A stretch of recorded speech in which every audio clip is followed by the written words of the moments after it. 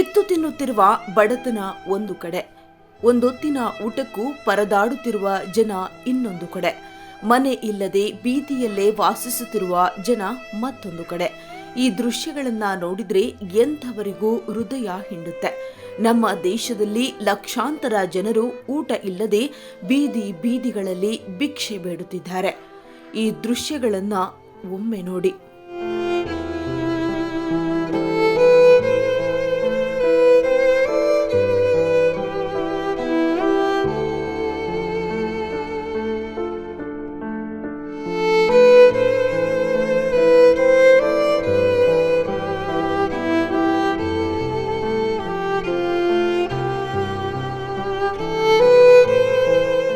ಏನಪ್ಪ ಇದು, ಅನ್ನನ ಈ ರೀತಿ ಚೆಲ್ತಾ ಇದ್ದಾರೆ ಎಂದು ಆಶ್ಚರ್ಯ ಪಡ್ತಾ ಇದ್ದೀರಾ?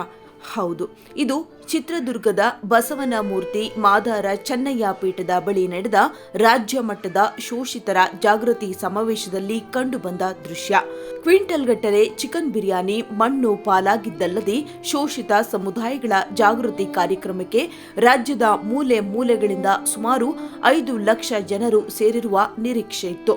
3 ಲಕ್ಷ ಜನರಿಗೆ ಊಟದ ವ್ಯವಸ್ಥೆಯನ್ನ ಮಾಡಲಾಗಿತ್ತಂತೆ.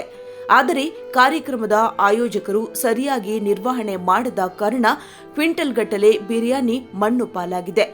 ಅಟ್ಲೀಸ್ಟ್ ಇಷ್ಟು ಬಿರಿಯಾನಿಯನ್ನ ಬೀದಿಯಲ್ಲಿ ಚೆಲ್ಲದೆ ಯಾವುದಾದರೂ ಅನಾಥಾಶ್ರಮಕ್ಕೆ ಅಥವಾ ನಿರಾಶ್ರಿತರ ಕೇಂದ್ರಕ್ಕೆ ಕೊಡಬಹುದಾಗಿತ್ತು.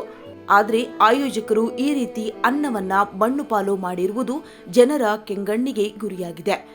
ಇನ್ನಾದರೂ ಈ ರೀತಿ ಅನ್ನವನ್ನ ಚೆಲ್ಲುವ ಮೊದಲು ಸ್ವಲ್ಪ ಹಸಿವಿನಿಂದ ನರಳುತ್ತಿರುವವರ ಬಗ್ಗೆ ಒಮ್ಮೆ ನೋಡಿ.